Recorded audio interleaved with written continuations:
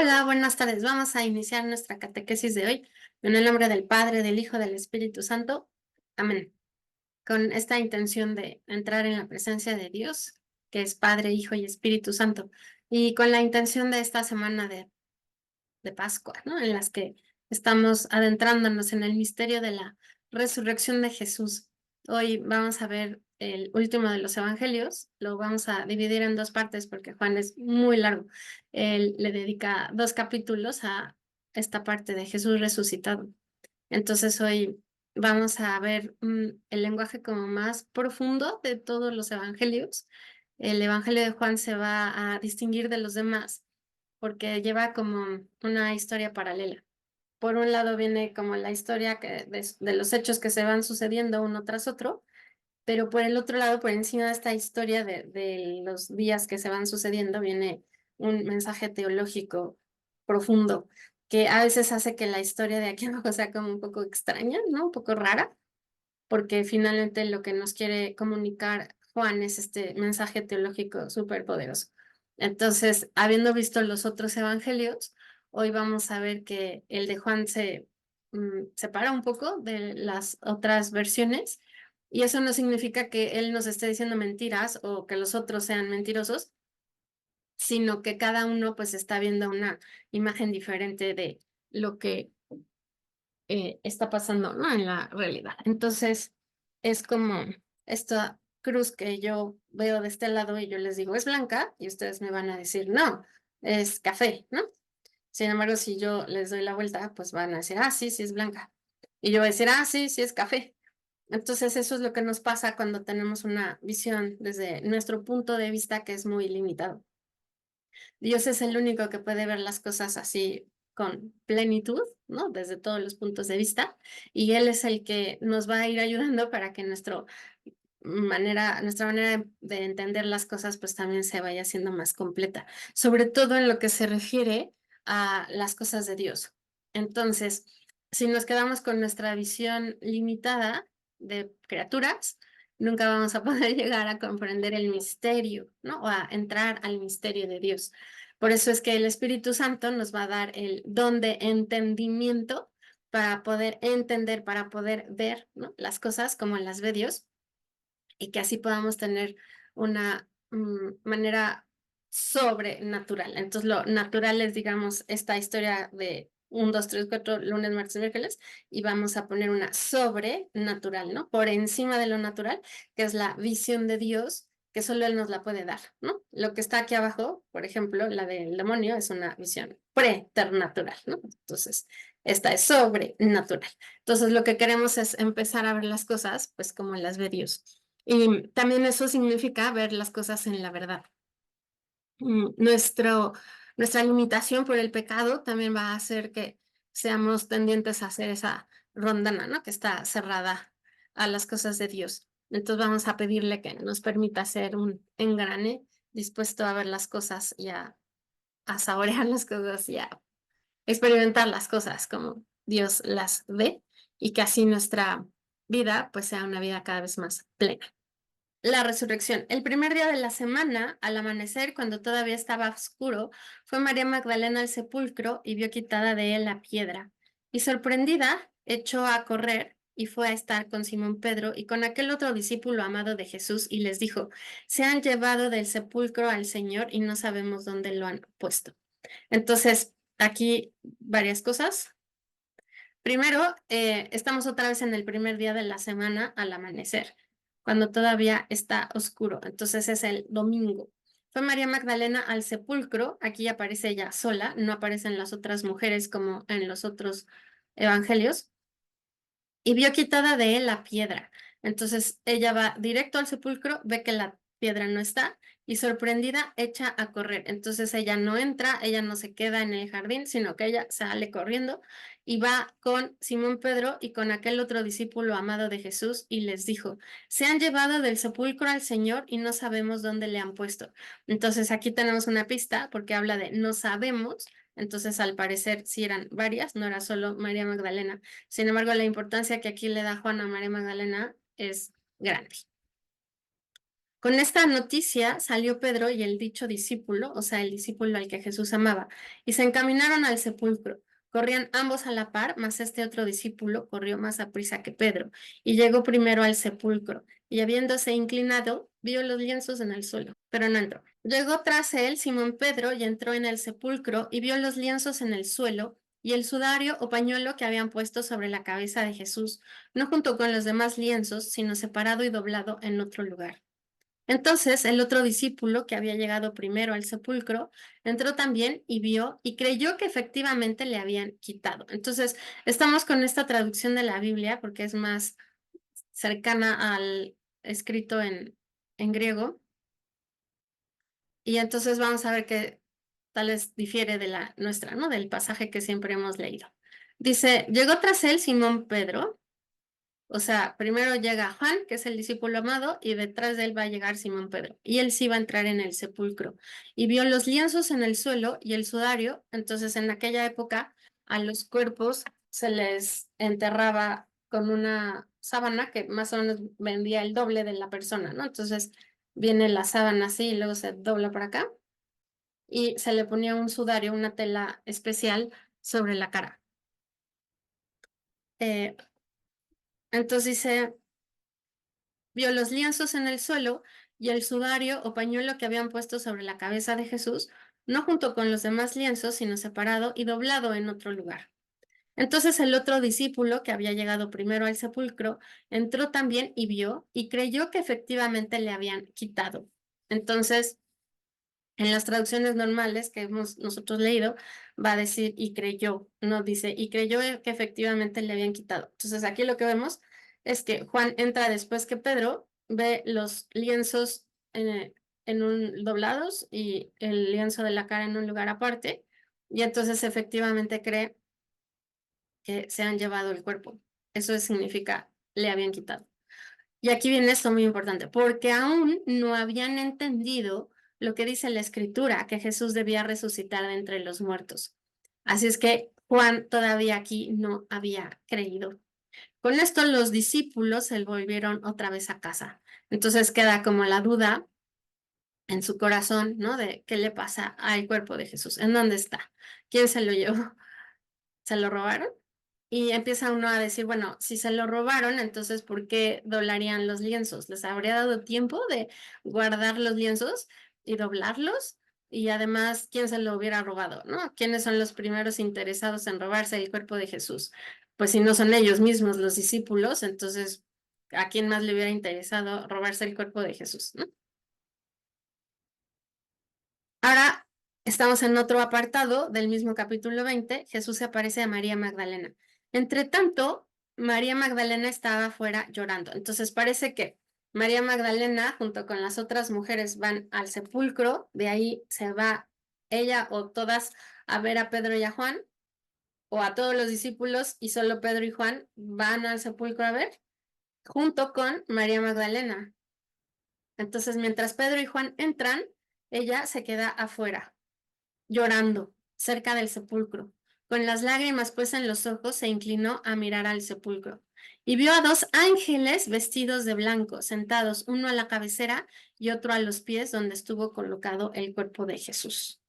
Le dijeron ellos, mujer, ¿por qué lloras? Les respondió, porque se han llevado de aquí a mi señor y no sé dónde le han puesto. Entonces nos encontramos otra vez con María Magdalena llorando. Entonces, ¿por qué llora María Magdalena? Pues porque se ha muerto el Señor y además porque lo único que quedaba de él ya ahora no está. Entonces, lloro porque está muerto, busco su cuerpo y no lo encuentro. Pero entonces vienen dos ángeles vestidos de blanco. Ya habíamos visto que ese estar vestido de blanco es el símbolo, ¿no? De que vienen del cielo, sentados uno a la cabecera y otro a los pies, donde estuvo colocado el cuerpo de Jesús. Le dijeron ellos, mujer, ¿por qué lloras? Les respondió, porque se han llevado de aquí a mi señor y no sé dónde lo han puesto. Entonces ella reconoce que llora por las cosas del mundo, ¿no? Lo terrenal, en donde ella espera encontrar el cuerpo muerto de Jesús. Dicho esto, volviéndose hacia atrás, vio a Jesús en pie, mas no conocía que fuera Jesús. O sea, no lo reconoció. Entonces, los ángeles aquí nada más le dicen a quién buscas. Y son dos ángeles, ¿se acuerdan? En otro de los evangelios habíamos visto que es un ángel y que le está diciendo, no busques aquí a Jesús porque ha resucitado, váyanse a Galilea. Aquí vemos que dice, dicho esto, volviéndose hacia atrás, vio a Jesús en pie, mas no conocía que fuese Jesús. Le dice Jesús, mujer, ¿por qué lloras? ¿A quién buscas? Ella, suponiendo que sería el hortelano, el jardinero, le dice, Señor, si tú le has quitado, si tú te lo has llevado, dime dónde le pusiste y yo me lo llevaré. Entonces, no reconoce a Jesús para nada. Ella cree que es el jardinero o el encargado del huerto. Y le dice Jesús, María. En ese momento se vuelve ella al instante y le dice Raboní, que quiere decir maestro. Entonces, tal vez así era como Jesús y María se hablaban, ella le decía maestro, él le decía María. En el momento en que Jesús le llama por su nombre, ella se vuelve al instante, o sea, como que no lo había visto bien al parecer, ¿no? Dicho esto, volviéndose hacia atrás, vio a Jesús en pie, pues más no lo conocía. Entonces voltea hacia atrás, ve a alguien y le dice, oye, tú te lo ibas, pero como que no lo ve con claridad. Ahora que Jesús le dice su nombre, ella se vuelve al instante y lo reconoce. Aquí varias cosas. Una, ¿quiénes son los que reconocen a Jesús? Son sus discípulos. Vamos a acordarnos de la parábola del buen pastor. Entonces sabemos por esa parábola que Jesús conoce por nombre a cada una de sus ovejas, las conoce tanto como el Padre lo conoce a él y él al Padre, que las ama así, tanto que está dispuesto a dar la vida y que las ovejas escuchan la voz del pastor y lo siguen porque reconocen su voz y entonces saben distinguir la voz del pastor de la voz de los extraños. Y esto es muy importante porque todo aquí toma un lugar importante, ¿no? O sea, todo se va como consolidando. Entonces, María reconoce que Jesús es su maestro, que esa persona que está allí no es el encargado del huerto, sino es Jesús y que está vivo y que por eso le llama y le llama por su nombre. Le dijo Jesús, no me toques más porque no he subido todavía a mi Padre. Mas anda, ve a mis hermanos y diles de mi parte. Subo a mi Padre y vuestro Padre, a mi Dios y vuestro Dios. Subo a mi Padre y su Padre, a mi Dios y su Dios. Entonces, aquí también varias cosas. No me toques más significa no me retengas aquí, no me voy a quedar aquí. ¿Por qué? Porque tengo que subir al Padre. Esa es la ascensión cuando Jesús sube al Padre. Y diles, subo a mi Padre y a su Padre, a mi Dios y a su Dios. Entonces, ¿cuál es esa morada que había dicho Jesús que nos iba a preparar? Pues está justamente en el Padre. Por eso no me toques, no me retengas aquí porque me falta subir al Padre. ¿A dónde nos lleva Jesús a través del puente de cruz? Pues justamente a la presencia del Padre. Entonces, ¿a dónde va a subir Jesús? Al Padre. Pero no nada más es su Padre, no el Padre de Jesús, sino también es nuestro Padre. Entonces, por eso va a decir, subo a mi Padre y a vuestro Padre, o sea, al Padre de ustedes, subo a mi Dios y a su Dios, al Dios de ustedes. Fue pues María Magdalena a dar parte a los discípulos diciendo, he visto al Señor y me ha dicho esto. Entonces, fíjense muy bien en esto. Tú eres María Magdalena. A ver si lo logramos, ¿va? Tú eres María Magdalena, estás llorando, no encuentras el cuerpo muerto de Jesús, en él has puesto todas tus esperanzas, él te ha cambiado la vida, lo has seguido y ahora no está. Entonces, ¿cuáles son los sentimientos que hay en tu corazón? Tal vez es la desesperanza, la tristeza, la desesperación, la impotencia, la frustración, la injusticia. Y de pronto tú dices, bueno, voy a ir con alguien que sepa más que yo o que tenga más autoridad que yo. Entonces vas por los apóstoles. Y los apóstoles llegan, ven lo mismo que tú y se van. No te consolaron, no hicieron equipo contigo, sino se fueron. Entonces tú ahí te quedas llorando cuando de pronto se aparece Jesús resucitado. ¿Qué pasa en ti? Entonces, fíjate, de no saber dónde está el cuerpo de Jesús muerto, ahora ya encontraste, ¿no? Ya sabes dónde está, pero el cuerpo de Jesús vivo. Tú antes estabas destrozada, no tenías esperanza, la tristeza te embargaba, te sobrecogía y ahora Jesús está vivo, entonces la alegría es la que te sobrecoge, la que te agarra el corazón fuertemente. Y si Jesús está vivo, significa que la muerte no tiene dominio sobre él. Así es que, ¿cómo cambia tu manera de ver las cosas? ¿Cómo cambia tu manera de entender el mundo ahora? ¿Cambia o no cambia? ¿Y dónde está puesta tu esperanza ahora? Entonces la esperanza no nada más es en pensar que van a venir tiempos mejores, sino justamente esta es la esperanza, esta es la virtud teologal que recibimos en nuestro bautismo, es saber que tenemos vida eterna. O sea, Jesús tiene vida eterna, está vivo, ha resucitado y además ha pasado por este puente de cruz, para que nosotros también podamos caminar por él y llegar a la vida eterna. O sea, la vida eterna también es para mí. Entonces, cuando yo tengo esta esperanza, es como, no sé si te has subido en un juego, ¿no? De esos de la feria, así. Imagínate que, o en un tobogán de esos del agua, así de shu, shu, ¿no? Entonces, imagínate que entras como en una capsulita, así, ya te imaginaste tu cápsula. Entonces, así, pum, ¿no? Te cierran la cápsula y esa cápsula ya tiene un destino, ¿no? Ya sabe hacia dónde va, a dónde va a llegar. Esa es la esperanza. Entonces tú cierras tu cápsula, esa es la fe, ¿no? Que existe esa cápsula. Jesús me la ha dado. Y la esperanza me lleva a mi destino. Y la caridad es el combustible que va alimentando esa cápsula para que llegue al destino. Entonces, fíjate, si te falta el amor, pum, se te cae la cápsula y no vas a llegar. Por eso es tan importante, ¿no? Tener la caridad para poder llegar hasta el destino, que es la presencia de Dios. Entonces, ¿a dónde va a llegar Jesús? Hasta la presencia del Padre. ¿A dónde quiere Jesús que lleguemos nosotros? A la presencia del Padre. Que subamos ahí a nuestro Dios, a nuestro Padre. Entonces María Magdalena se va directo a ver a los discípulos. Jesús se aparece a los discípulos. Entonces, no nada más María Magdalena se los va a decir, sino ahora Jesús mismo se va a aparecer. Seguimos en Juan 20.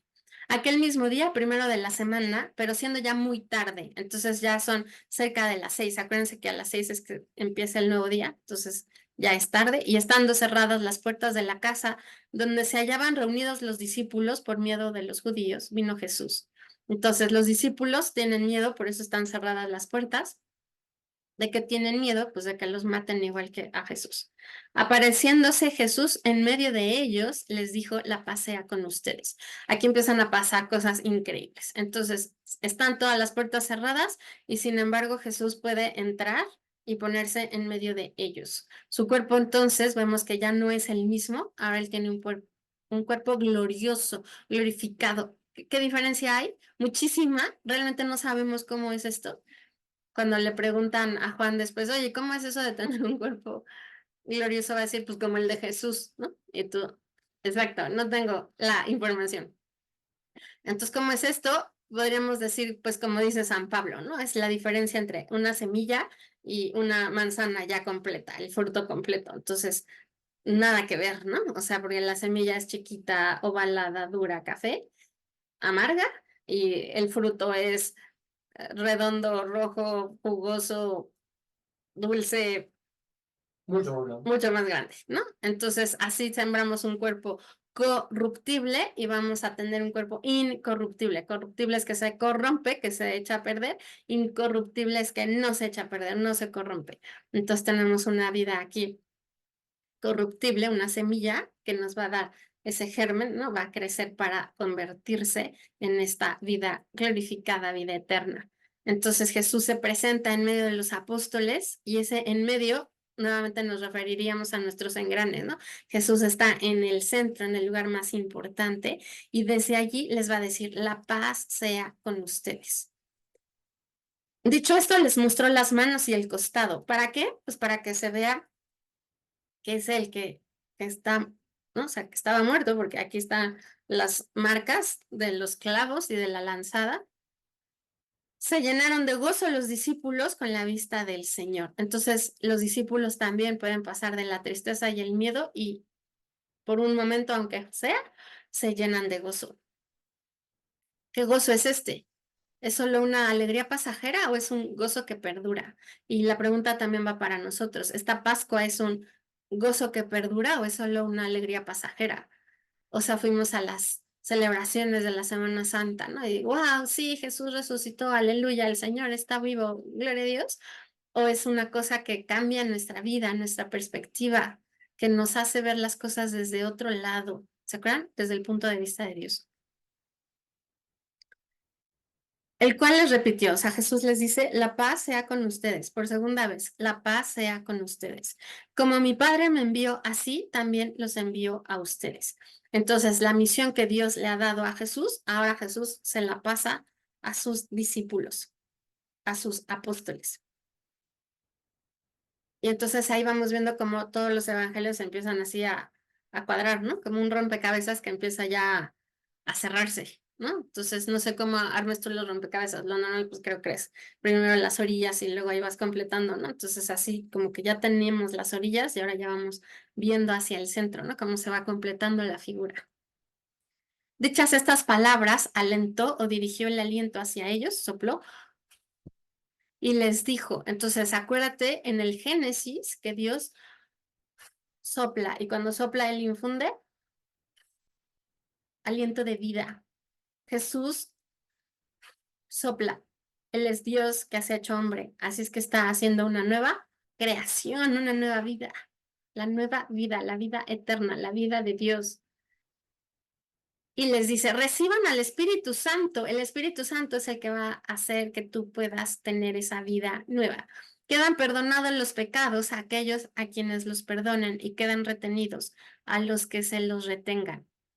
Entonces vamos a ver aquí la vida nueva que da el Espíritu Santo.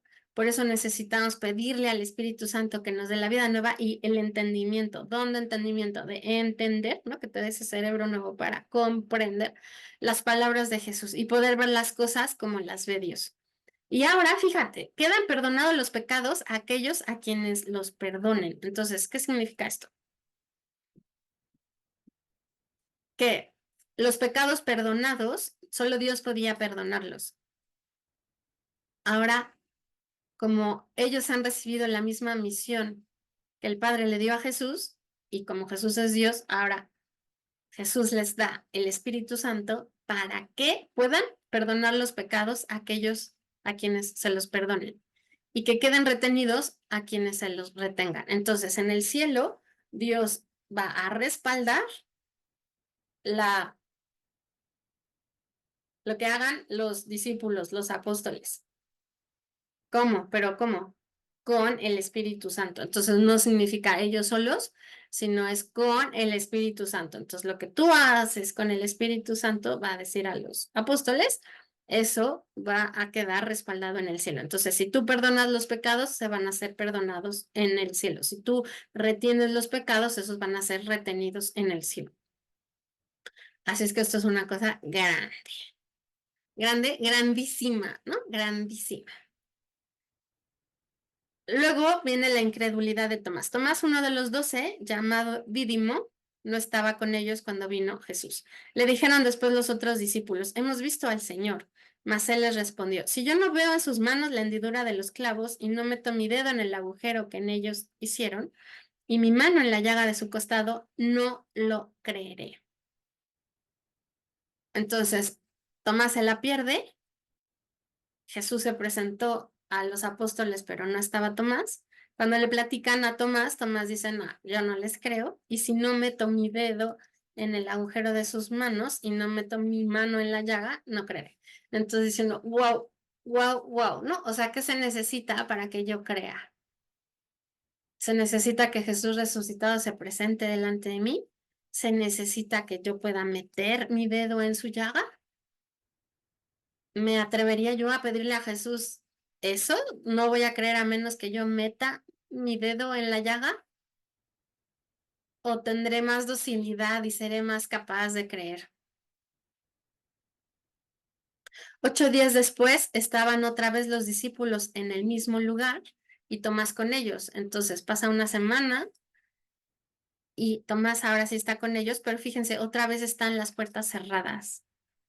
Dice uno, wow, ya habían recibido al Espíritu Santo, wow, ya vieron a Jesús resucitado y sin embargo tienen miedo. Y se les puso Jesús en medio, que les dijo otra vez, la paz sea con usted. Y se les puso en medio y dijo, la paz sea con ustedes. Entonces, otra vez Jesús está en medio, él está ocupando el lugar principal y les vuelve a decir, la paz sea con ustedes. Después dice a Tomás, mete aquí tu dedo y registra mis manos y trae tu mano y métela en mi costado y no seas incrédulo, sino fiel, creyente, fiel. Entonces, ¿qué le tienes que pedir a Jesús? Que te permita siempre ser fiel, fiel. ¿Le has pedido a Jesús que te permita ser fiel? Ahora fíjate, Jesús parece que en la semana anterior, cuando se presentó Tomás y dijo, no creeré, él estaba presente porque aquí le va a decir a Tomás, mira, yo sé qué es lo que necesitas para creer, ven, anda, checa, prueba, ¿no? Haz lo que tú quieres, ¿no? Mete aquí tu dedo y registra mis manos y trae tu mano y métela en mis costados. Y no seas incrédulo, sino fiel. Respondió Tomás y le dijo, Señor mío y Dios mío. Nos encontramos con unas palabras grandes en el Evangelio. Tomás por fin, ¿no? Ha reconocido no nada más que Jesús resucitó, sino ahora las palabras más grandes, los títulos mayores que se le van a dar a Jesús, Señor y Dios. ¿De quién? Mío. Yo reconozco que tú eres mi dueño, yo reconozco que tú eres mi Dios, que tú eres Dios. Jesús es mi Señor y mi Dios. Jesús es mi dueño. Jesús está en medio de mí y de mis preocupaciones y de mis actividades. Y Jesús me da su paz y yo la tengo. O yo estoy en medio del mundo con las preocupaciones y los problemas y esos son los que ocupan mi día a día. Y entonces Jesús no está en el centro, Jesús está a un lado. Yo tengo miedo y entonces tengo las puertas cerradas y aunque Jesús viene y me habla, yo no lo escucho. O yo lo escucho, pero me entra por aquí y se sale por allá porque no hago mías sus palabras, no las pongo en mi corazón. De verdad, tengo esta experiencia de creerle a Jesús y poder reconocer que Él es mi Señor y mi Dios, porque si Él es mi Señor, entonces las cosas las hago como Él dice. Yo solo administro los bienes del Señor, no son míos. Yo solo aporto mis cualidades, mis capacidades, pero Él es el que dirige, Él es el que pone los planes. De verdad me niego cada día a mí mismo y entonces mis criterios de felicidad ya no son la belleza, el placer, el dinero, el tener, el poder, el pertenecer, el que me agradezcan, el que me reconozcan, el que sea yo popular y me den likes, el ser la más lista, el más trabajador, el más valiente. ¿Cuáles son mis criterios de felicidad? ¿De verdad son los de Jesús? ¿De ser pobre de espíritu? ¿De reconocerme cada día necesitado de Dios? ¿De todos los días estar buscando hacer su voluntad, tener hambre y sed de justicia? Y con la justicia es esto, hacer su voluntad. De todos los días trabajar por la paz, porque sé que lo más importante es que Jesús sea el primero en mi corazón y en el de los demás, y que entonces todos podamos tener a Jesús en el centro.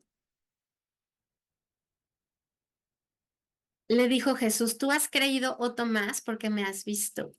Bienaventurados aquellos que sin haberme visto han creído. Dichosos, bienaventurados, felices los que sin haber visto a Jesús resucitado hemos creído. Entonces la pregunta aquí es, primero, ¿le crees a Jesús? Y segundo, ¿eres bienaventurado? ¿Eres dichoso? ¿Estás feliz? Porque Jesús ha resucitado, porque te trae una vida nueva, una vida plena, una vida muy distinta a la de este mundo. Entonces tú tienes que salir de todo eso que te arrastra hacia abajo, hacia lo negro, hacia la tristeza, hacia la depresión, hacia la angustia, hacia la muerte, para tener una vida distinta que va hacia la vida, hacia la plenitud, hacia la salvación, porque esa es la vida que quiere Jesús para ti. Y parece que como que aquí va a acabar todo el Evangelio de Juan, ¿no? El propósito del libro. Dice, muchos otros milagros hizo también Jesús en presencia de sus discípulos que no están escritos en este libro. Pero estos sean escritos con el fin de que crean que Jesús es el Cristo, el Hijo de Dios, y para que creyendo tengan vida eterna en virtud de su nombre. Entonces, muchísimas cosas aquí. Una, Jesús hace muchos milagros en presencia de sus discípulos, no todos quedan escritos en la Biblia, entonces por eso es que también vemos que hay diferencias entre un evangelio y el otro, porque tal vez unos pusieron una cosa y otros otra distinta, no se estaban refiriendo exactamente a lo mismo. Pero estos se han escrito, ¿para qué? ¿Para qué se han escrito? Con el fin de que crean que Jesús es el Cristo, el Hijo de Dios. El Cristo es el enviado, el Mesías, el mensajero, pero con mayúscula, el enviado de parte de Dios. Entonces, todo esto se ha escrito para que tú puedas creer que Jesús es el Cristo, es el Hijo de Dios. ¿Y para qué quieres creer? Para que creyendo tengas vida eterna en virtud del nombre de Cristo, en virtud de su nombre, del nombre de Jesús. Entonces, tú eres catequista, bueno, eres un catequizado que se va a confirmar. Tú vas a recibir la misión de la iglesia de llevar la palabra de Dios. ¿Para qué? Para que crean que Jesús es el Cristo, el Hijo de Dios, y para que al creer puedan tener vida eterna por su nombre. No es por tu nombre, no es porque tú eres muy bueno haciendo lo que haces, sino es en virtud del nombre de Cristo. Y aquí acaba el Evangelio. No, no acaba aquí, lo cual es raro, ¿verdad? Porque viene el capítulo 21. Esto no lo vamos a ver completo, lo vamos a ver en dos partes. Entonces aquí nada más del 1 al 4. Dice, después de esto Jesús se apareció otra vez a los discípulos a la orilla del mar de Tiberíades y fue de esta manera. Estaban juntos Simón Pedro y Tomás llamado Dídimo y Natanael, el cual era de Cana de Galilea, y los hijos de Zebedeo y otros dos de sus discípulos. Entonces vamos contando. Están Pedro, Tomás, Natanael, los dos hijos de Zebedeo llevan 5 y otros dos de sus discípulos, o sea, 7. Les dijo Simón Pedro, voy a pescar, le respondieron ellos, vamos también nosotros contigo. Fueron pues y entraron en la barca y aquella noche no cogieron nada. Entonces, están los discípulos haciendo lo que hacían normalmente, entonces ellos eran pescadores, pues se dedicaban a pescar. Se van de noche a pescar y no pueden tomar nada, ¿no? No pescan nada. Venida la mañana se apareció Jesús en la ribera, pero los discípulos no conocieron que fuera él. Entonces, esto de la noche es ese momento en donde todo está oscuro, en donde ya no hay luz. Entonces, podríamos hablar también de esa como emoción que tenemos nosotros cuando está oscuro en nuestra vida, cuando no hay luz, cuando tenemos desesperación. Pero bueno, y en ese momento es cuando no pescas nada, ¿no? Entonces todo te sale mal, estás frustrado, te sientes impotente, no ves con claridad. Es también ese momento en donde, no sé si les ha pasado, yo lo describo como un paño negro que te cubre, que te lo echan, ¿no? Y de repente ya no ves nada, nada te sale bien, todo es frustrante, ya estás harto. Entonces es tremendo eso porque es como si estuvieras subiendo una escalera y tú tenías muy claro cuál era el siguiente escalón. Sin embargo, a la hora que te echan la tela negra, te pierdes la dirección, ya no sabes hacia dónde ir y lo único que quieres es lanzarte, ¿no? Para el otro lado. Entonces tú sabes perfecto que esa no es la voluntad de Dios, que ese no es el plan que Dios tiene para ti y sin embargo ya no tienes fuerzas para seguir caminando, ya no sabes para dónde y lo que quieres es lanzarte. Entonces, primero que nada, nunca tomes una decisión en ese momento porque estás en el peor momento de tu vida. Entonces, no tomes decisiones importantes allí. Segundo, ¿de verdad tú crees que ese es el plan de Dios para ti? Tercero, si tú fueras Satanás y ves que el gusano está a punto de convertirse en mariposa, ¿no harías todo lo posible para evitar que haga su crisálida y que se convierta en mariposa? Entonces no estarías diciéndole y convenciéndole de que solo es un gusano y que no vale la pena. Y que ya no vale ni siquiera la pena arriesgarse ni seguir esforzándose, porque no hay más. No querrías echarle ese trapo negro para que no pueda ver que está a punto de llegar, de tener esa transformación grande, de aumentar su fe, de crecer en la caridad, de tener esperanza en la vida eterna, de creer que Jesús ha resucitado, está vivo y le da sentido a todo. Entonces ten mucho cuidado allí, porque la tentación va a ser muy grande para que tú no puedas creer en la vida de Cristo resucitado. Y si imaginas una montaña en donde tú venías subiendo, estás a punto de ver la cima, pero antes de que puedas ver la cima, te van a echar esa tela y no vas a ver nada. Entonces, ahí mantente con paz, esa paz que te regala Jesús, paz. Y la paciencia todo lo alcanza, dice Santa Teresa. Entonces ahí mantente y ora, y ora. Y si tú no escuchas o tú no crees que Dios te escucha, ora. Y mantente en esa confianza que tiene Jesús en la cruz, cuando dice, Padre, ¿por qué me has abandonado? Sin embargo, sigue, en tus manos encomiendo mi espíritu. Entonces, eso lo vamos a ver después, porque quedamos que primero íbamos a ver la resurrección y después nos íbamos a regresar a la cruz, pero escucha bien estas palabras, son las palabras, las 7 palabras de Jesús en la cruz, ¿no? Y entonces te va a decir, es el salmo, ¿no? Es increíble ese salmo. No te siento que me has abandonado, sin embargo, en tus manos encomiendo mi espíritu, porque sé que tú estás allí. Porque estoy a punto de morir, pero mi vida no se va al abismo, no se va al fracaso. Estoy a punto de ganarlo todo. Estoy a punto de ganarle a la muerte. Pero no te siento, pero siento el abandono. Y sin embargo, aquí estoy confiando 100% en ti. Son esos momentos de la vida tremendos, tremendos, en donde Jesús viene y se pone junto a ti, pero tú no lo puedes ver. Es de noche. No puedes pescar nada. Sin embargo, sabes que después de la noche viene el amanecer. Sale el sol. Jesús ha dicho, yo soy la luz del mundo. Venida la mañana se apareció Jesús en la ribera, en la orilla, pero los discípulos no conocieron que fuera él. Otra vez, no lo reconocen. Y Jesús les dijo, muchachos, ¿tienen algo que comer? Le respondieron, no. Les dijo él, echen la red a la derecha del barco y encontrarán. ¿Qué? O sea, si yo soy el pescador, o sea, ¿cómo me vienes a decir dónde poner la red? Si yo soy quien sabe cómo se hacen las cosas. Pero estás aquí, mira, todos tus esfuerzos no han servido de nada. Estás aquí y te pregunta Jesús, ¿ya pescaste algo? Y él te ves, y tú le vas a decir, no. Y ahí otra vez tú confías, porque eres fiel.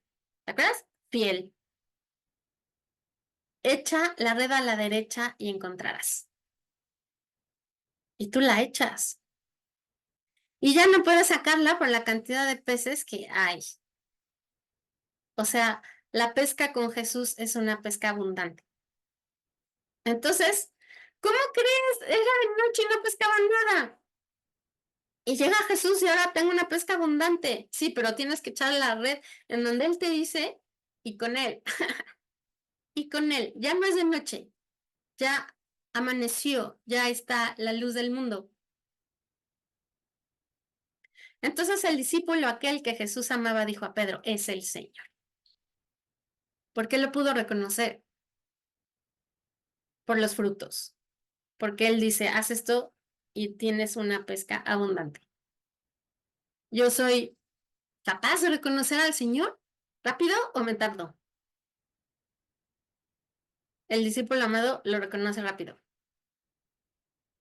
Simón Pedro apenas oyó, es el Señor, se vistió en la túnica, pues estaba desnudo en paños menores y se echó al mar. Entonces, fíjate, el discípulo amado sí reconoce rápido a Jesús, pero tienes a un Pedro que no se quiere perder ni un solo segundo. Entonces rápido se viste y se echa al mar, ¿no? El otro pues seguramente llegó con el barquito. Los demás discípulos vinieron en la barca tirando la red llena de peces, pues no estaba lejos de tierra, sino como unos 200 codos. Pero ¿quién ya está en la playa con Jesús? Pedro. Al saltar en tierra vieron preparadas brasas encendidas y un pez puesto encima y pan. ¿Se acuerdan qué les había dicho Jesús? Muchachos, ¿tienen algo que comer? Y ahora resulta que él ya tiene preparado el almuerzo. Oye, pero es Jesús el que tiene todo el poder en el cielo y en la tierra que se puso a hacer el desayuno. Ajá. Ya te vas a dar cuenta de la delicadeza del Señor, de quién es tu Dios, de quién es este Jesús resucitado que está vivo y que se acerca a ti para preparar el desayuno, ¿no? Entonces ves las brasas encendidas, un pez puesto encima y pan. Él llevaba el lunch completo. Jesús les dijo, traigan acá de los peces que acaban de coger. Subió al barco Simón Pedro y sacó a tierra la red llena de 153 peces grandes. Y aunque fueron tantos, no se rompió la red. Les dijo Jesús, vamos, almuercen. Y ninguno de los que estaban comiendo osaba preguntarle, ¿quién eres tú? Sabiendo bien que era el Señor. ¿En qué momento puedes tú creer? ¿En qué momento puedes tú reconocer a Jesús? Desde que te dice, anda, echa la red a la derecha, cuando ya pescaste abundantemente o cuando te preparó el desayuno. Y no importa tanto en el sentido de, pues el chiste es que lo reconozcas, ¿no? Pero sí importa porque pues te lo vas perdiendo, ¿no? Entre más tiempo pasas sin creerle a Jesús que está vivo y resucitado contigo, pues menos tienes una vida plena, llena de salvación y de pues vida eterna, ¿no? Hasta te puedes acostumbrar a sus manifestaciones y no pelarlas. Sí, entonces dicen que te puedes acostumbrar a sus manifestaciones y no hacerles caso, ¿no? Y es más, o sea, como que estamos hechos a la idea siempre de que todo nos tiene que salir bien, ¿no? De que así funciona la vida, ¿no? Entonces tú te das cuenta de que las cosas funcionaban bien hasta que se descomponen o que todo estaba limpio hasta que todo está sucio, ¿no? Como que das por hecho que las cosas están limpias siempre y funcionan y todo, siempre hay agua, ¿no? Entonces empiezas a quejarte de que no hay agua, pero nunca agradeciste todos los días que sí hubo agua, ¿no? Y así. Entonces, aquí la vida de Jesús resucitado nos viene a cambiar el esquema por completo. Queremos, por un lado, reconocer esta vida nueva que nos viene a dar Jesús, pero yo quiero que la reconozcas en ti. Se acercó pues Jesús y tomó el pan y se los distribuyó y lo mismo hizo del pez. Entonces Jesús nuevamente es el que se sienta, está él pues siendo el anfitrión, ¿no? Él es el que prepara el desayuno y ahora él es el que lo toma y lo distribuye. Esta fue la tercera vez que Jesús apareció a sus discípulos después que resucitó de entre los muertos. Varias cosas aquí. Una es, si Jesús ha resucitado, ¿cómo eso me cambia la vida? ¿Cómo dejo de tenerle miedo a la muerte? ¿Y cómo tengo esperanza? A ver, vamos a hacer las preguntas como por partes, ¿va? Entonces, primera pregunta. ¿Cómo reconozco que sí sé que Jesús ha resucitado? ¿Cómo le hago para saber que Jesús sí ha resucitado? Pues hablé con él ayer. En la oración yo lo puedo reconocer. ¿Y qué me dice? ¿No? Entonces ten cuidado porque a veces nos podemos confundir con a quién estamos escuchando. Entonces, si lo que tú oyes de Jesús es lo que a ti te gustaría, ten cuidado, ¿no? Porque normalmente Jesús no te va a decir lo que a ti te gustaría. Él siempre te lleva a una cosa muchísimo mayor, ¿no? Entonces, nuevamente, pues vamos a ver que por sus frutos los vas a conocer, ¿no? Entonces, el fruto de estar en la presencia de Jesús es este paz, amor, felicidad, ¿no? Te va a dar la vida nueva, la plenitud y la salvación. Jesús se queda con nosotros, Él está vivo verdaderamente, ¿no? ¿En dónde lo podemos encontrar? Pues aquí, en la Eucaristía. Entonces necesitamos tener esos ojos nuevos para poder reconocer que Jesús está vivo. Luego, si ya reconozco que Jesús está vivo, que me habla, que me lleva, ¿no? ¿Qué tan dócil soy a sus inspiraciones? ¿Qué tan fácil yo me dejo llevar por Jesús? ¿Cómo puedo saber qué tan fácil me dejo llevar por Jesús? Pues también los frutos los vas a ver, ¿no? Entonces, si no me dejo llevar por Jesús, nuevamente vienen a mí el miedo, la tristeza, el enojo y la combinación de estos, ¿no? Que son la frustración, la impotencia, el desaliento, la angustia, la depresión y así, ¿no? Entonces, mientras yo me mantenga haciendo la voluntad de Dios, sí voy a tener esta paz que me viene a dar Jesús. Entonces, la paz de Jesús no es la tranquilidad, sino es el estar con Jesús en el centro haciendo su voluntad. Entonces, aunque los demás me critiquen y me digan y me tornen y lo que sea, yo me mantengo haciendo su voluntad y eso me da la paz. Ahora, ¿cómo le hago para poder reconocer rápido, no hasta el desayuno, sino inmediatamente, pasadita la noche, a Jesús resucitado? Porque fíjate, en la medida en la que tú reconozcas rápido a Jesús resucitado, la noche se va a hacer más corta. Bueno, pues vamos a hacerle caso a Santa Teresa. La paciencia todo lo alcanza. Entonces, fíjate, tienes esta virtud, la esperanza, ¿ok? Esa ya la recibiste el día de tu bautismo. Entonces, aunque te caiga el trapo negro, tú ya sabes que existe esa cima, que existe ese lugar en donde vas a poder llegar a la presencia del Padre. Que tus escrúpulos, o sea, tu necesidad de ser perfecto o el querer ser perfecto y no lograrlo, no te lo impida. Entonces tú pídele a Jesús que te permita ser fiel, que puedas creerle, aunque no lo veas, aunque no puedas meter tu mano en sus hoyos de sus manos ni en su llaga, que tú puedas creerle, que tú le puedas decir, Señor, estoy pasando por un momento dificilísimo, sin embargo yo creo y quiero ser fiel. Pídele al Espíritu Santo que te dé la fidelidad para que puedas llegar a ver a Jesús resucitado. Y también pídele que sea pronto, que no llegue al desayuno, que sea lo más rápido posible. Dice el Señor que los momentos de tribulación al final van a ser acortados, porque si no, ni siquiera los elegidos se salvarían. Entonces también puedes pedirle que acorte estos tiempos de tribulación, de angustia en los que tú puede ser que te encuentres. Estos momentos de noche, Jesús los acorte. Pídele que los acorte y que tú te puedas mantener fiel. Mientras tú le estés pidiendo a Jesús, significa que tú estás en comunicación con Él. Aunque no lo escuches, aunque no sientas que Él está, tú sigue hablando con Él y vas a ver cómo sí te escucha. Como le pasó a Tomás cuando estaba diciendo ahí que no, yo no creeré y se presenta a Jesús resucitado y sabe perfectamente lo que sucedió, es porque Jesús sí escuchó. Entonces también a ti te escucha en tus momentos de duda, de tribulación, de tristeza, de angustia. Tú dile, Jesús, ayúdame, por favor, a acortar estos tiempos. Ayúdame, por favor, acorta estos tiempos para que pueda lloverte, para que pueda volver a dar fruto en mi vida, para que no me quede de noche sin pescar nada. Ayúdame, Jesús. Y revisa si ese no estoy dando fruto y no puedo conseguir nada, es porque tú estás haciendo las cosas a tu manera y no porque estás siguiendo la voz de Jesús. Reconoce cómo Él te llama por tu nombre y procura que antes de que se te haga de noche, tú ya hayas escuchado cómo Jesús te llamó por tu nombre. Antes de que se te haga de noche, ojalá, ¿no? Dios quiera, tú puedas haberte encontrado con Jesús resucitado que te habló por tu nombre y que tú lo pudiste ver y reconocer.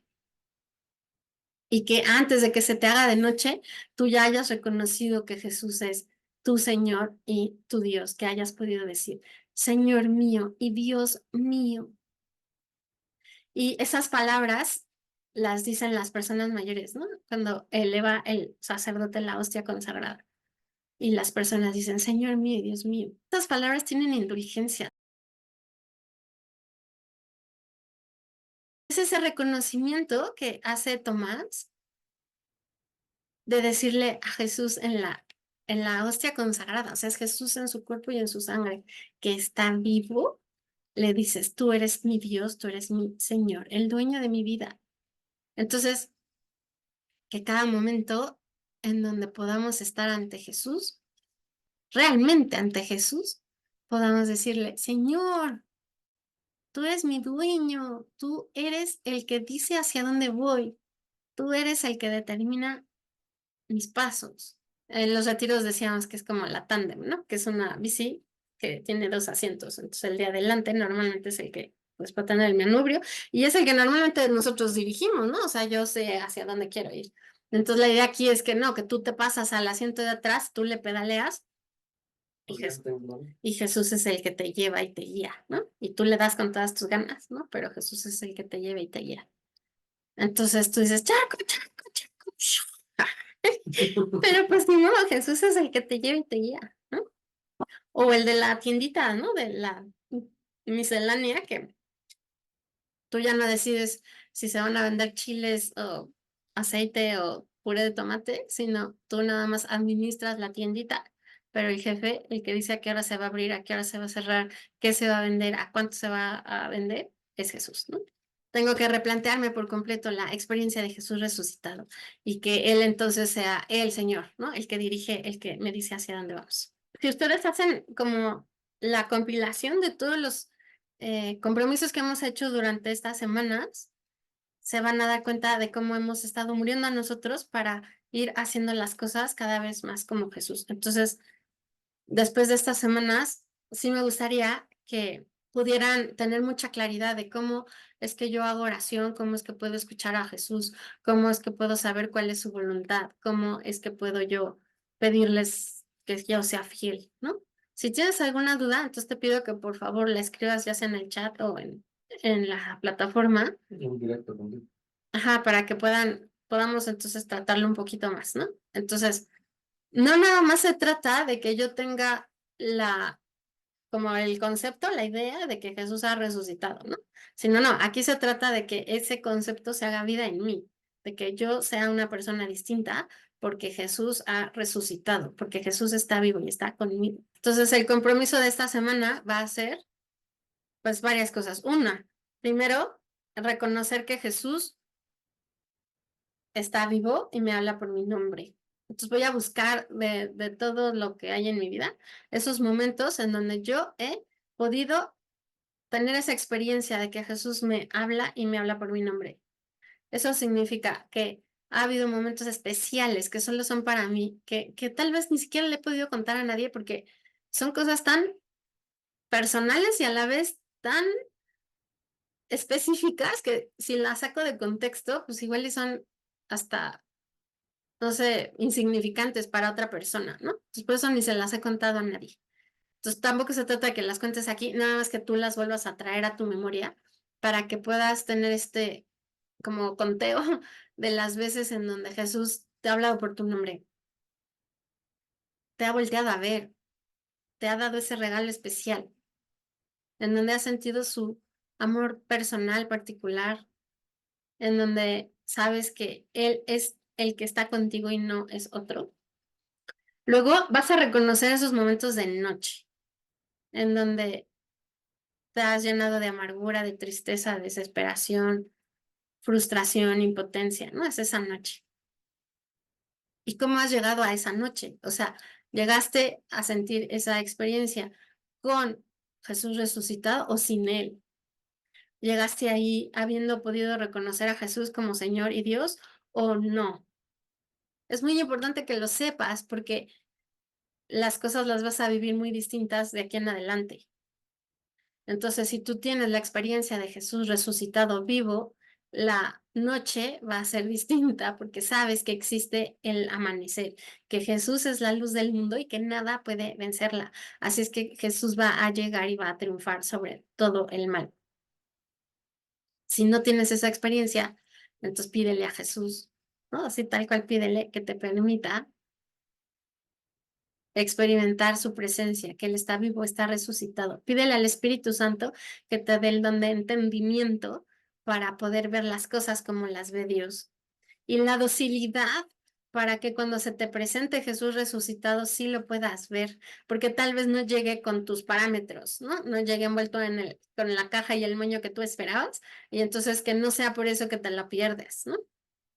Entonces dale, ¿o no? A la oración todos los días. Pídele al Espíritu Santo docilidad, que te permita tener el don de entendimiento, que te permita ser oveja de Jesús para escuchar su voz, reconocerlo, que te permita saber que Él te habla por tu nombre, ¿no? En esa manera específica, concreta y muy, muy dulce, en donde hasta te prepara el desayuno, porque Él es Dios que te ama enorme, o sea, cantidad brutal. Es impresionante la ternura con la que Él se manifiesta a ti. Entonces, si tú puedes juntar todo esto, todos los días trata de hacerlo, ¿no? Juntar todas estas cosas y vas a ir viendo cómo cada vez la experiencia de Jesús resucitado se va a hacer más grande en ti, ¿no? Más grande y más grande y más grande, hasta que por fin un día vamos a ya no tenerle miedo a la muerte, porque sabemos que Jesús está con nosotros y Él ha vencido a la muerte. En él la vida es más fuerte que la muerte. Sale. Entonces, pues nos quedamos hoy en la presencia del Padre, del Hijo, del Espíritu Santo. Amén. Les agradezco mucho que estén aquí, en cualquier parte donde se encuentran. Muchas gracias por estar aquí. Un abrazo grande y muy bonito domingo.